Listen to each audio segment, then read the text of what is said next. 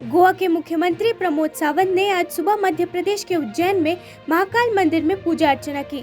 दर्शन के बाद उन्होंने कहा कि मैं बाबा महाकाल के दर्शन के लिए यहां आया था और उनसे प्रार्थना की कि सभी लोग निरोग रहे और गोवा का विकास हो।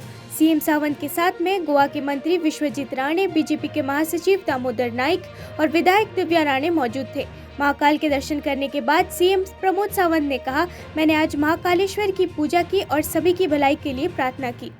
बाबा महाकाल के दर्शन के लिए यहाँ पे आया था। बाबा महाकाल के मैंने प्रार्थना की, गोवा के सभी लोगों का आरोग्य और गोवा के विकास और भरभराटी के लिए बाबा महाकाल से प्रार्थना की। मेरे साथ में हमारे माननीय मंत्री जी विश्वजीत राणे, हमारे पार्टी के general secretary Damodar Naik, MLA doctor Divya Rane, ये सभी लोग हम साथ में थे। बाबा महाकाल से इतनी ही मांग रखी है। जय महाकाल।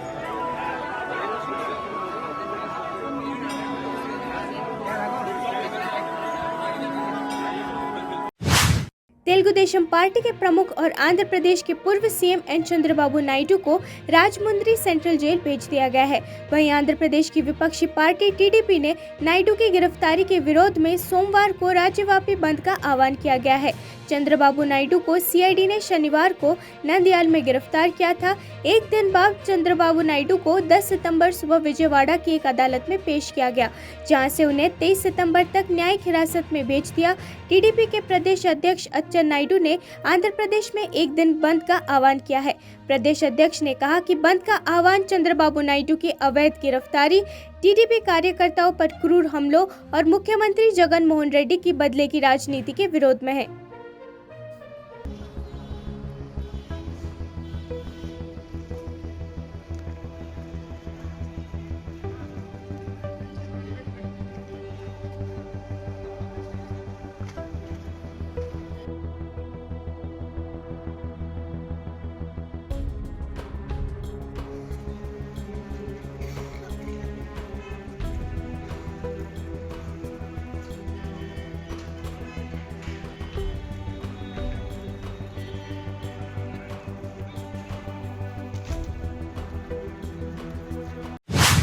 पलनाडु में वाईएसआरसीपी नेताओं ने टीडीपी प्रमुख और पूर्व सीएम एन चंद्रबाबू नायडू की न्यायिक हिरासत पर जश्न मनाया। नेताओं ने न्यायिक हिरासत पर जश्न मनाने के लिए पटाखे फोड़े। आपको बता दें कि चंद्रबाबू नायडू को सीआईडी अधिकारियों ने कौशल विकास घोटाला मामले में 9 सितंबर को गिरफ्तार किया था, जबकि विजयवाड़ा की एसीबी अदालत ने 10 सितंबर को उन्हें 14 दिनों की न्यायिक हिरासत में भेज दिया था।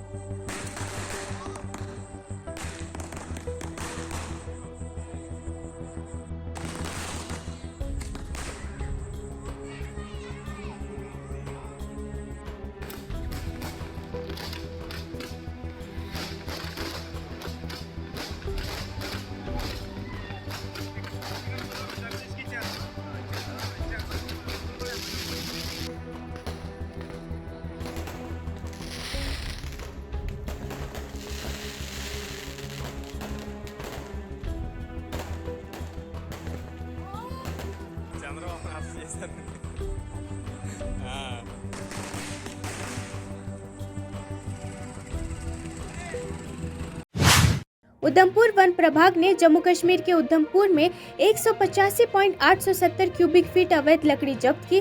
जब्ती के बाद प्रभागीय वन अधिकारी रुशाल गर्ग ने एएनआई से बात की और कहा, हमें 2 दिन पहले उधमपुर जिले के चेनानी इलाके में की गई जब्ती के लिए विशेष जानकारी मिली थी। वन प्रभाग उधमपुर के अधिकारियों ने टीम के साथ पश्चिम बंगाल निवासी जयपति वर्मन के आवास पर सफल छापेमारी की और उसे पकड़ लिया गया है। सीजर के बाद 2 अधिकारियों को निलंबित कर दिया गया है और उन पर विभागीय जांच की जाएगी। सटीकता के साथ चलाए गए ऑपरेशन में अवैध लकड़ी के बड़े भंडार का खुलासा हुआ। आगे की जांच चल रही है। में हमने 2 दिन पहले जो सीजर किया है, इसके लिए हमें स्पेसिफिक इनपुट था। एक 12 बजे दोपहर तकरीबन इनपुट आया। मैंने अपनी टीम ऑर्गेनाइज़ की फटाफट और 1 बजे तक टीम पहुंची। 5 साढ़े 5 बजे तक रेड चलती गई। मैंने भी टीम को इन बिटवीन मिडवे रेड में ज्वाइन किया 3 बजे के करीब। और वहाँ पे जो बंदा एप्रीहेंड किया गया उसका नाम Jayapati Varman resident of west Bengal था। उससे जब क्वेश्चनिंग की गई तो पता लगा कि उसने ये लकड़ी पीछे से सुरेंद्र शर्मा नामक एक व्यक्ति जो कि चनैनी का रहने वाला है, उससे ख़रीदी है। दो ऑफिशियल्स को सस्पेंड किया गया है और उनके अगेंस्ट डिपार्टमेंटल इंक्वायरी की जाएगी, और उन दोनों लोगों को भी टाइमली क्वेश्चनिंग के लिए हमने 2 दिन ऑफिस में बुलाया। केंद्रीय रेल मंत्री अश्विनी वैष्णव ने एएनआई को बताया कि G20 सम्मेलन के दौरान कई महत्वपूर्ण वार्ताएं हुई, जिसमें कई प्रमुख समझौते हुए। उदाहरण के तौर पर दूरसंचार क्षेत्र का उपयोग करते हुए उपकरण डिजाइन और उत्पादन पर अमेरिका में ध्यान दिया गया, जिसके परिणाम स्वरूप निर्यात में वृद्धि हुई।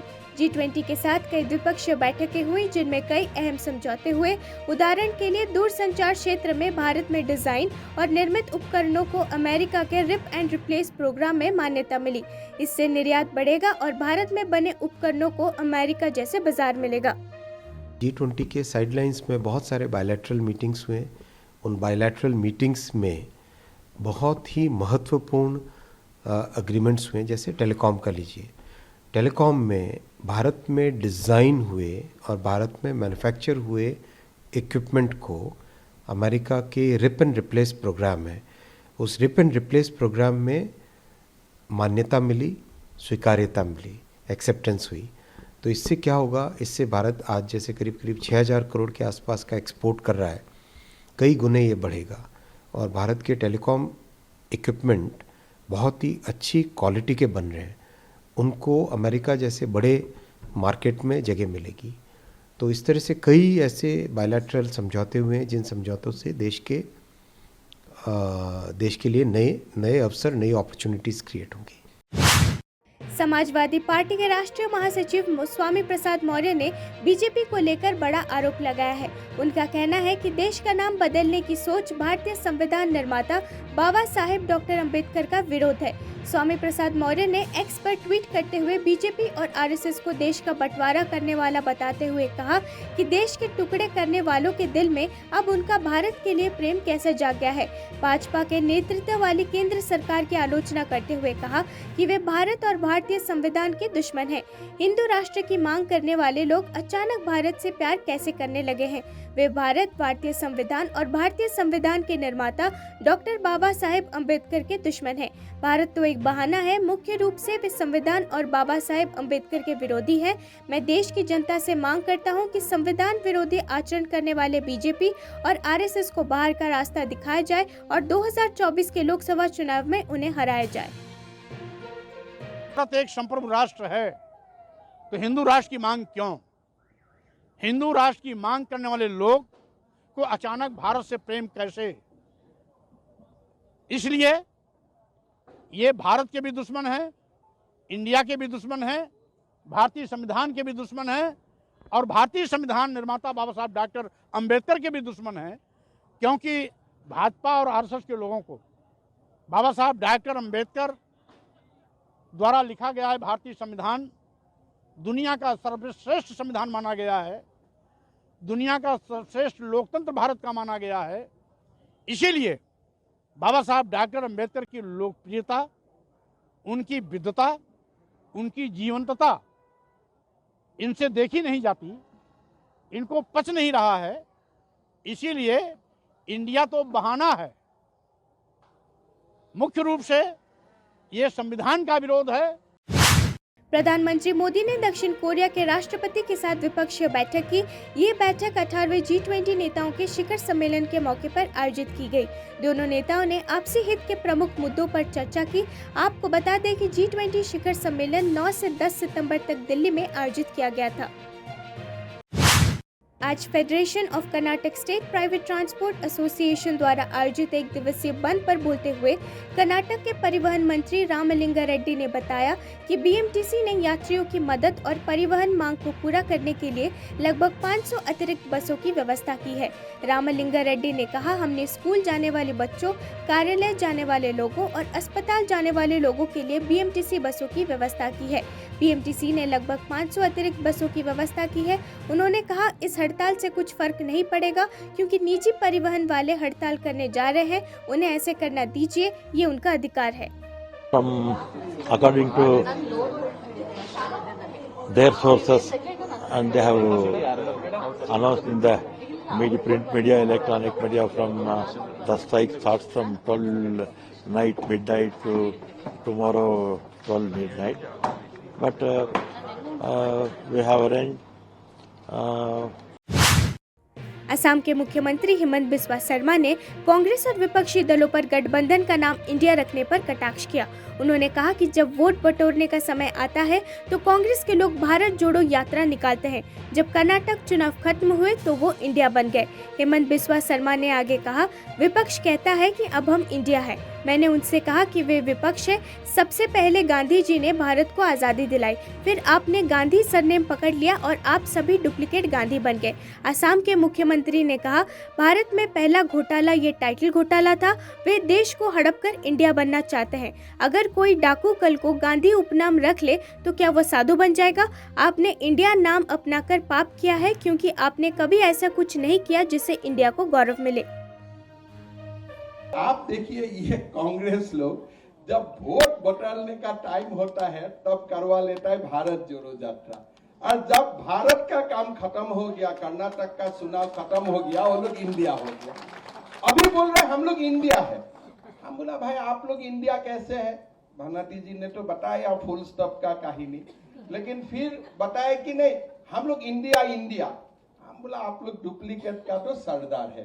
पहले तो गांधी जी ने देश को आजाद किया और आप लोग ने गांधी टाइटल को हड़प लिया, और आप लोग सारे लोग डुप्लीकेट गांधी बन गया, सारे लोग। अभी कैसे गांधी बना? मैं तो रिसर्च बहुत दिन किया। अब कौन सा फॉर्मूला में इंदिरा गांधी, राहुल गांधी, राजीव गांधी, प्रियंका गांधी, कौन सा फॉर्मूला में गांधी होता है? आपको दिखाई नहीं देगा। इसलिए बहुत सारे ये है, ये तो इंडिया का जो पहला स्कैम शुरू हुआ वो टाइटल से ही पहला स्कैम शुरू हुआ कि किसी का टाइटल लेके हम गांधी बन गया, और इसी जैसा हमारा देश को हड़प के वो इंडिया बनना चाहते हैं।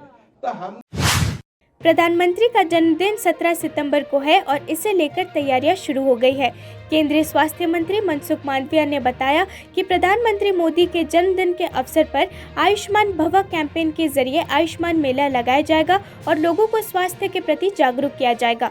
केंद्रीय स्वास्थ्य मंत्री ने बताया, आयुष्मान भव एक अभियान है और प्रधानमंत्री मोदी जी के मानवता की सेवा के लिए सिर्फ देश में ही नहीं दुनिया भर में जाने जाते हैं। आयुष्मान भारत योजना के तहत 60 करोड़ लोगों को 5 लाख रुपए की मुफ्त इलाज की गारंटी दी। ऐसे में प्रधानमंत्री मोदी के जन्मदिन के अवसर पर हमने तय किया है कि एक पखवाड़ा तक आयुष्मान भव अभियान चलाएंगे।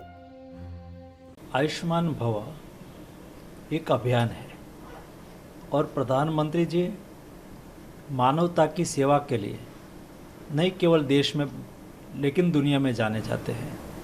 प्रधानमंत्री जी ने 80 करोड़ लोगों को मुफ्त अनाज दिया। प्रधानमंत्री जी ने आयुष्मान भारत योजना के तहत 60 करोड़ लोगों को 5 लाख की मुफ्त इलाज की गारंटी दी।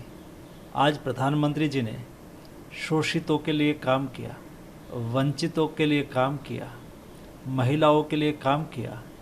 तो जब प्रधानमंत्री जी का जन्मदिन 17 सितंबर है तो हमने तय किया कि 17 सितंबर से एक पखवाड़ा तक हम आयुष्मान भव अभियान चलाएंगे और ये अभियान के तहत हम आरोग्य लक्षी सेवा का प्रचार प्रसार करें, लोगों में आरोग्य के प्रति जागृति हो और भारत सरकार के जो कोई कार्यक्रम चल रहा है उसका मिशन मोड में इम्प्लीमेंटेशन हो, उस उद्देश्य के साथ हमने आयुष्मान भव अभियान को लॉन्च किया है।